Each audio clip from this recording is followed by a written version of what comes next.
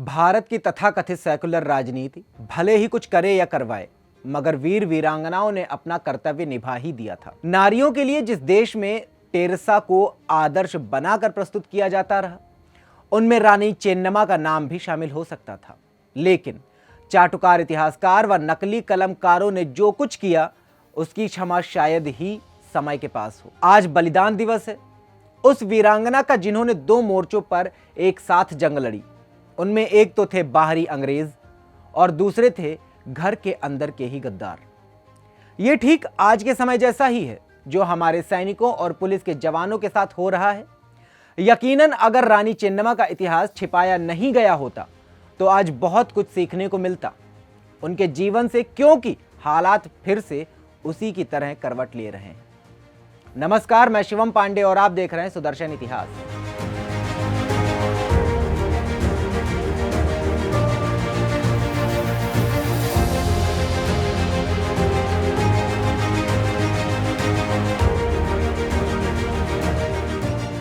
उत्तर भारत में जो स्थान स्वतंत्रता संग्राम के संदर्भ में झांसी की रानी लक्ष्मीबाई का है, कर्नाटक में वही स्थान कित्तूर की रानी चेन्नम्मा का है। रानी चेन्नम्मा ने लक्ष्मीबाई से पहले ही ब्रिटिश सत्ता को सशस्त्र चुनौती दी थी और अंग्रेजों की सेना को उनके सामने 2 बार मुंह की खानी पड़ी थी। चेन्नम्मा का अर्थ होता है सुंदर कन्या। इस सुंदर बालिका का जन्म 1778 ईस्वी में दक्षिण के काकातीय राजवंश में हुआ था। पिता धुलप्पा और माता पद्मावती ने उनका पालन पोषण राजकुल के पुत्रों की भांति किया।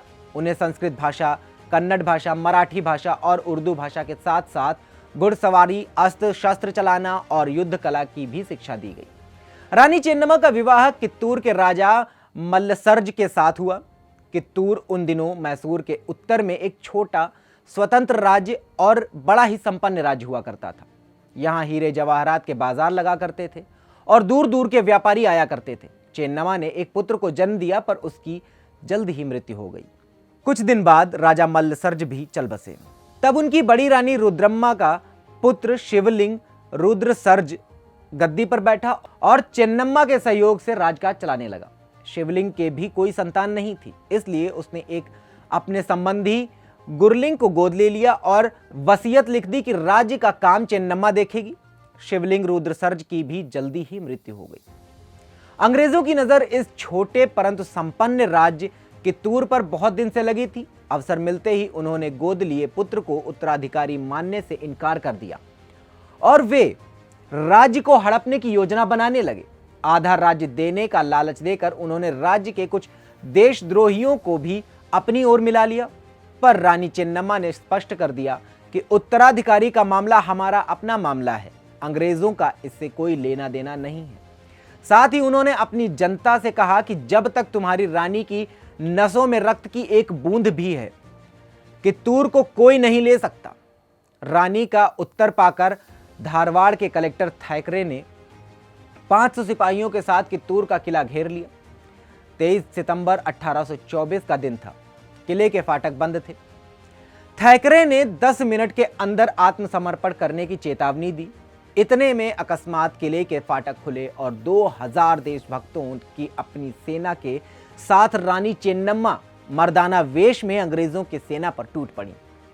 थैकरे घबराकर भाग गया और बचे देशद्रोहियों को रानी चेन्नम्मा ने मौत के घाट उतार दिया। अंग्रेजों ने मद्रास और मुंबई से कुमुक मंगाकर 3 दिसंबर 1824 को फिर कित्तूर का किला घेरा, परंतु उन्हें कित्तूर के देशभक्तों के सामने फिर से पीछे हटना पड़ा। 2 दिन बाद वे फिर शक्ति संचय करके आधम के।